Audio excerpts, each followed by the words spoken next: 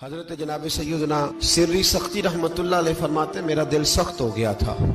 میں بڑا پریشان رہتا تھا۔ حضرت معروف کرخی رحمت اللہ علیہ کی بارگاہ میں کئی دفعہ عرض کی، میں نے کہا بابا میں اس کا کیا کروں، یہ سخت ہو گئے، مہینوں ہو گئے یہ اللہ کے خوف میں نہیں رویا،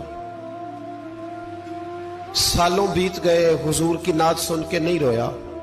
اب تو کتنا وقت گزر گیا ہے، اسے مدینے جانے کے لیے بھی رونا نہیں آتا، حضور یہ سخت ہو گیا ہے، کوئی رحمت کی نظر ہو، خشکی سی آ گئی ہے، عجیب سی میل چڑھ گئی ہے۔ فرماتے کئی دفعہ میں نے خواہش کا اظہار کیا۔ ایک دن نا عید کا دن تھا تو حضرت معروف کرخی نے ایک چھوٹا سا بچہ انگلی کے ساتھ لگایا ہوا تھا، تو حضرت آ رہے تھے، تو میں نے کہا حضور آپ کدھر سے آ رہے ہیں، یہ بچہ کون ہے؟ فرمانے لگے یتیم ہے۔ سارے بچے عید والے دن اخروٹ کے ساتھ کھیل رہے تھے، بیچارے کے پاس اخروٹ کوئی نہیں، تو حضور آپ کیا کریں گے؟ تو حضرت معروف کرخی کہنے لگے پیسے تو میرے پاس بھی کوئی نہیں اخروٹ خرید کے دینے کے، میں یہاں سے کھجوروں کی گٹھلیاں چنوں گا، وہ گٹھلیاں بازار میں بک جاتی ہیں، میں یہ گلیوں سے گٹھلیاں چنوں گا اور چن کے میں کہیں بیچوں گا، اور جب میں انہیں بیچوں گا تو پھر یتیم کے لیے 2-4 اخروٹ خریدنے کے قابل ہوں گا، پھر میں اسے اخروٹ خرید کے دوں گا۔ پتہ نہیں کہاں کی بات سنا رہا ہوں میں آپ کو، اور پتہ نہیں کہاں کا ذکر کر رہے ہیں بابا جی۔ بچہ یتیم ہے، بچے اخروٹ سے کھیل رہے تھے، اس کے پاس اخروٹ کوئی نہیں۔ بابا آج کا پیر تو معرفت کی بات کرتا ہے، تو یتیم کے لیے گٹھلیاں چننے چلا ہے۔ آج کا پیر تو کہتا ہے میں اے سی والے کمرے میں بیٹھ کے تمہیں بڑا عرش کے اعلیٰ کی بات بتاؤں گا، یتیم کے لیے گٹھلیاں چننا، مدرسے کے طلباء کی نوکری کرنا،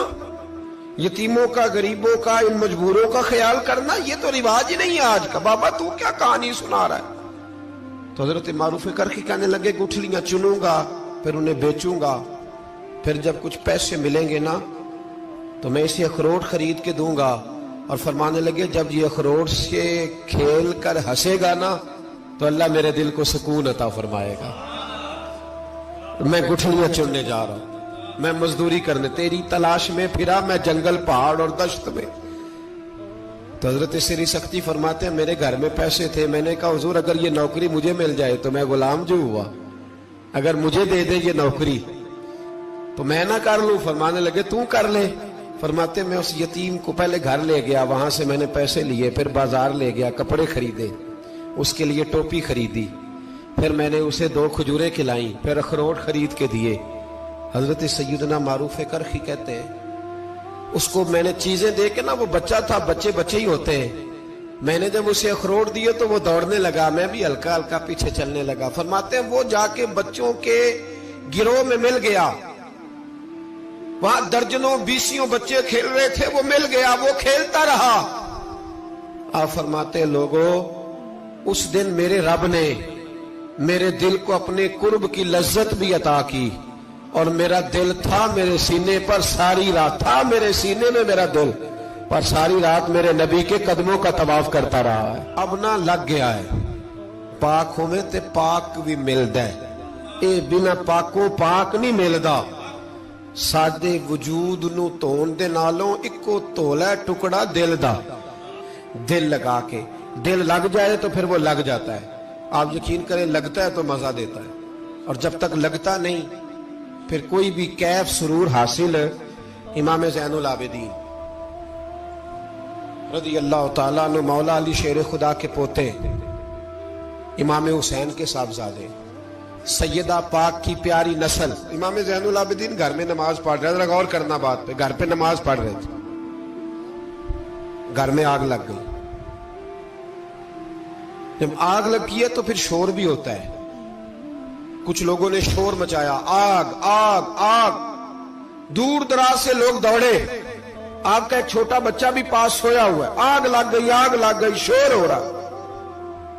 دور دراز سے لوگ پانی لے کے دوڑ رہے ہیں، آگ بجھائی جا رہی، امام صاحب نماز پڑھ رہے ہیں، حکم ہے کہ ایسی ایمرجنسی دیکھو تو نماز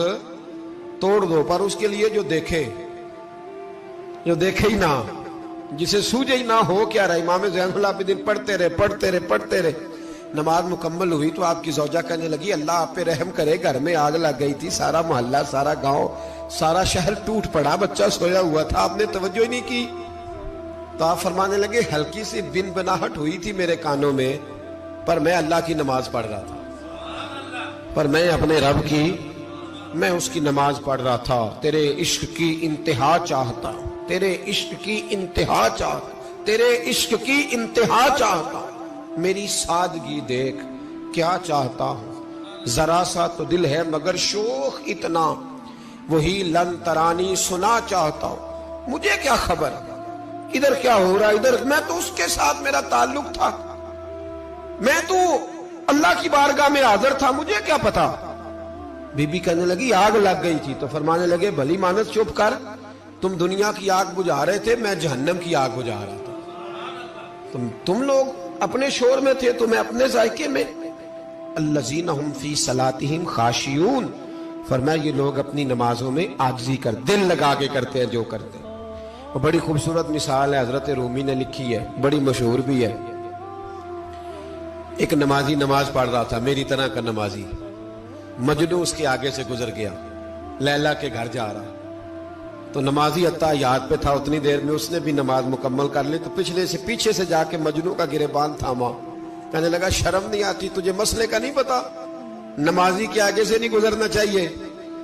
تو کہنے لگا یار معاف کر دو، مجنو کہنے لگا معاف کر دو، غلطی ہو گئی، حالانکہ شہزادہ تھا، پر معافیاں کیوں مانگ رہا ہے؟ اس لیے کہ کسی سے دل جو لگ گیا ہے، عاجزی آ گئی، ان کے چل یار معاف کر دے، تیری مہربانی، نمازی ناراض نہ ہو جائے، نمازی بڑے ڈاڈے ہوتے ہیں، کئی دفعہ بڑے سخت ہوتے ہیں، نمازی تھا بڑا پکا، تو وہ کہنے لگا نہیں، نماز خراب کر دی تو نے، تجھے پتہ نہیں آگے سے نہیں گزرنا چاہیے، اور ویسے بھی زمانے کا رواج ہے جو معافی مانگ لے لوگ سمجھتے ہیں بزدل ہے، یہ بھی بڑا مسئلہ ہے، آپ تھوڑا سا کہہ دے کہ جب دیکھی جائے گی جو ہوگی،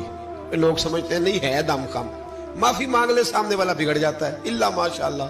لیکن اس کا مطلب یہ نہیں کہ ہم معذرت کرنی چھوڑ دیں، وہ اگر بری عادت پہ ہے تو ہم نے اپنی اچھی عادت کو قائم رکھنا ہے، تو کہا جناب معاف کر دے، تو نمازی کہنے لگا نہیں تجھے عقل نہیں ہے، نمازی کے آگے سے نہیں گزرنا چاہیے، پھر مجنو نے بڑی بات کر دی،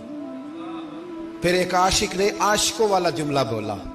پھر ایک محبت کرنے والے نے بڑی بات کی، کہنے لگا یار نمازی میں تو معافی مانگ رہا ہوں تو نہیں دے رہا، چل ایک سوال کا جواب ہی دے دے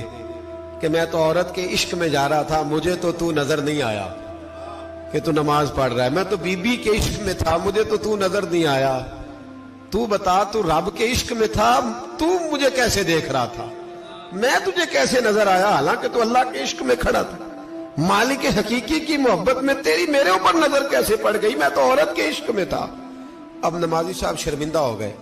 مجنو کہنے لگا آج کے بعد جب رب کی بارگاہ میں کھڑے ہونا نا تو والذین آمنوا اشد حبا للہ، پھر نماز کے لیے نہیں اس کے پیار میں بھی کھڑے ہونا،